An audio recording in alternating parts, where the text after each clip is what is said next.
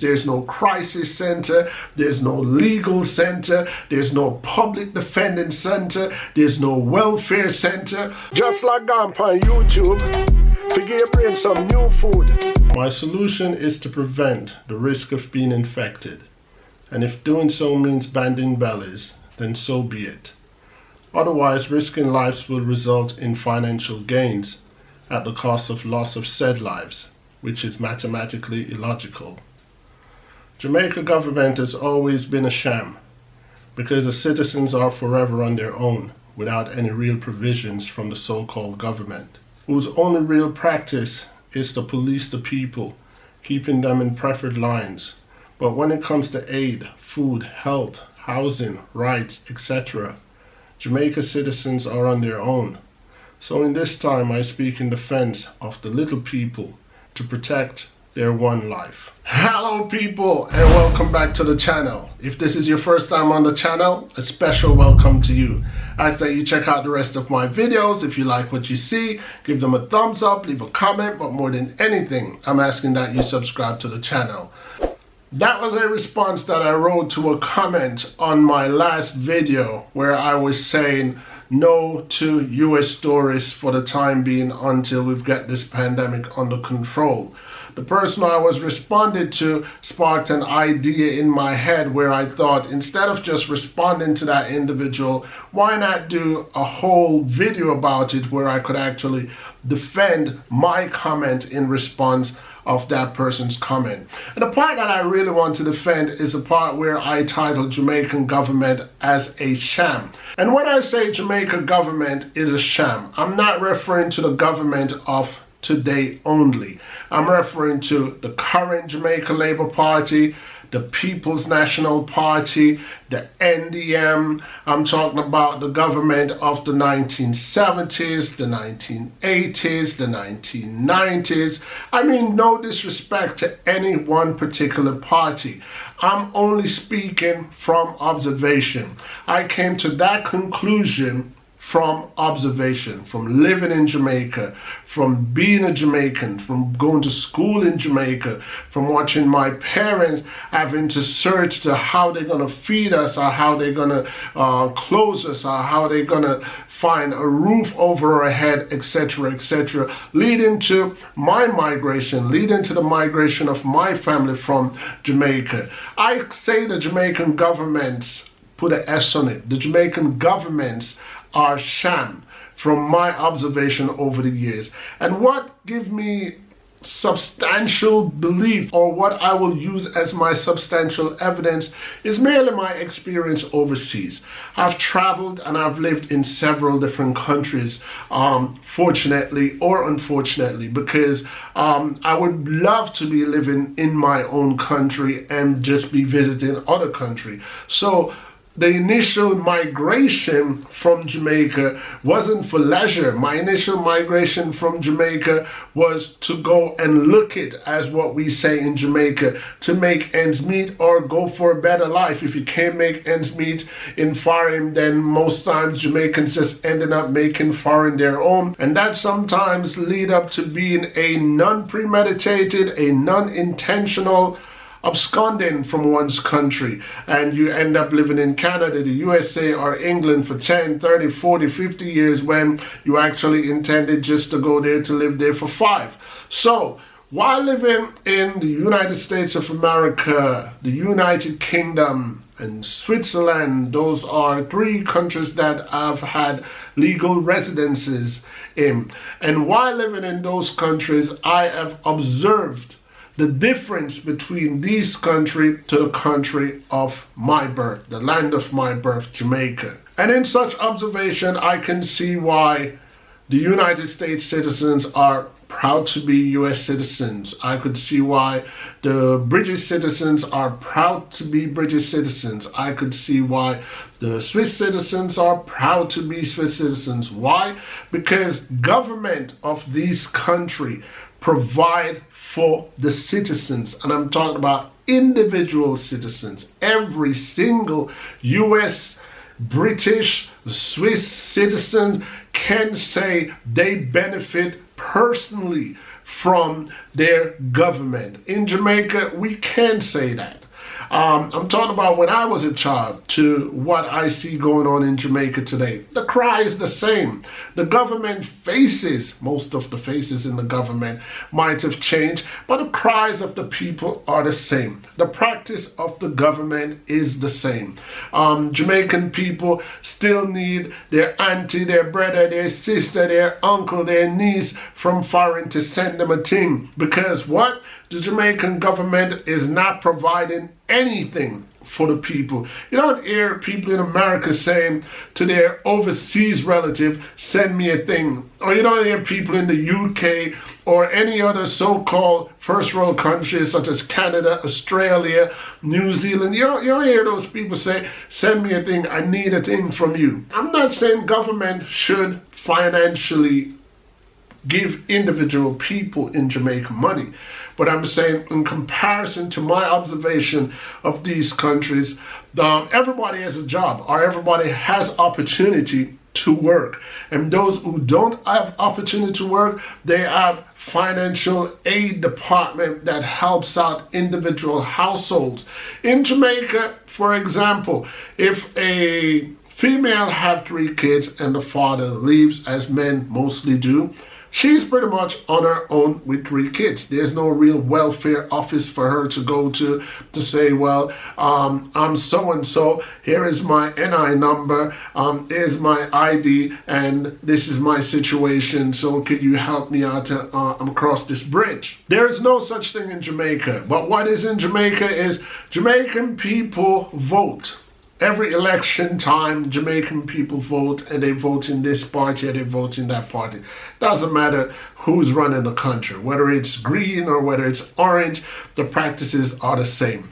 You hear on the news and you hear in Parliament all these millions and billions of dollars that are in circulation in the country from one sector to another sector, but to the average Jamaican people, that's just news to them. That money has nothing to do with them. It doesn't come near them. It doesn't benefit them. It didn't pass through their hands in no way. So it's just the politicians that's always handling these monies and writing these checks and moving it from one end to the next end. And when money goes missing, it's usually between the politicians. It had nothing to do with this constituents versus that constituents. It's not like one minister spent too much in West St. Catherine or too much in East Clarendon or nothing like that. It's usually between individual people.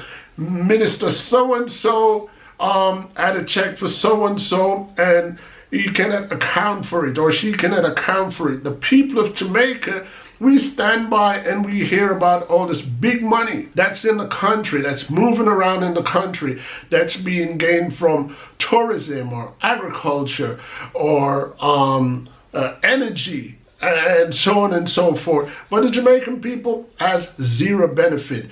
Jamaican people, unlike say people in the UK, if they should get sick and they should go to KPH, Kingston Public Hospital, they are more afraid to go to the hospital than they are more afraid than being sick. Why? Because it's reputed ever since I was a child. When you hear on the news, so-and-so got to Kingston Hospital where he or she was pronounced dead. So I don't know if that has improved, but what I'm saying is the health sector of Jamaica, for example, doesn't have the best reputation of saving lives than people losing lives in those departments. Another part of my comment that I want to defend is when I say Jamaica government most practice is to police the people and keep them in preferred line. Why? That's what I've always known about Jamaica. It's a little tiny island with 3 million people. Why does children have to grow up seeing so much police and soldiers and assault rifles and all this? It's like the country is at war. And I grew up in Kingston, and this is nothing new. I grew up seeing what we used to call back then rat patrol. It used to be 3 soldiers and a police that drives around in this Jeep and they have these big guns, and that's pretty much it. Keep the people in line. You can't do this and you can't do that because you'll get beat up by the armed forces and you'll go to prison. And God forbid if you should go to prison, because if you should go to prison, you probably end up like the case that we recently discovered. 40 years in prison without any real due process being exercised. You just get lost in the system, and poor your relatives and parents because they have no clue about law and legal proceedings, so they don't know who to contact. And even if they contact someone, everybody is at a snail's pace. There's no crisis center, there's no legal center, there's no public defending center, there's no welfare center. So what I'm saying is, I'm not even here trying to change anything about the Jamaican system. I'm just being defensive of what I say. I say Jamaican government has always been a sham, and Jamaica has always been a police state, a police country. So I would like to hear someone actually challenge my take on that, because if someone could actually challenge my take on that and defend it with a substantial argument to prove mine to be more futile, I would truly appreciate it, because I would love to know that people in Jamaica are being provided for on a long-term basis. I'm not talking about the pandemic handout that was given out. I heard it was 10,000 Jamaican dollars that was given out to individual people. Come on now. $10,000 given out to individual people. How long can that last? Before anybody jump up here and start telling me about the Heart Foundation, I'm quite aware of the Heart Foundation. But does the Heart Foundation give you job placement? After you leave the Heart Foundation, do you have a job secured? I've always said on this channel, pay the Defense Force, pay the police and soldier double and triple what you're paying them now. So when you catch them in any kind of crime that involves bribery or breaking the law of any sort, you sack it to them. The country needs to invest in a prison for politicians, police and soldiers, where once you find those people guilty, that's where they go. Also, judges and prosecutors as well. No one in Jamaica should be above the law. If we want Jamaica to be a better country, and I'm talking to the little people and I'm talking to the people at the top, fair is fair, especially in this time when it's being highlighted how oppressed we black people has been over all these years. It is time that we actually love ourselves. It is time that we actually look out for our people. One of my subscribers sent me a link the other day about the US President Donald Trump and a comment that he'd made about have you ever seen any black countries in the world that is not a bleep old? And I just thought, you know what? It's no surprise coming from Donald Trump, but at the same time, what black leaders should do is listen to such comment and prove people like Donald Trump wrong. I hear many Jamaicans come on my channel and says, why doesn't Jamaica become a republic like this country or like that country? That would be a positive step in the right direction. But the next thing we need to do, we need to love ourselves. We need to love our people. Jamaicans need to be more of a nationalist. What I'm saying, love their flag and love the people that come under their flag, and stop trying to outdo each other, because I think the politicians, the culture of Jamaican politician is to be a leader of a flock, but a flock that they look down on. They're not trying to better their flock. The politicians of Jamaica need to look around at their constituents, their people, and see them as their own children, as their own bloodline, their own people. And then they'll treat them different. The minute you start seeing them as family, seeing Jamaicans as you're one of me, you'll start treating us different.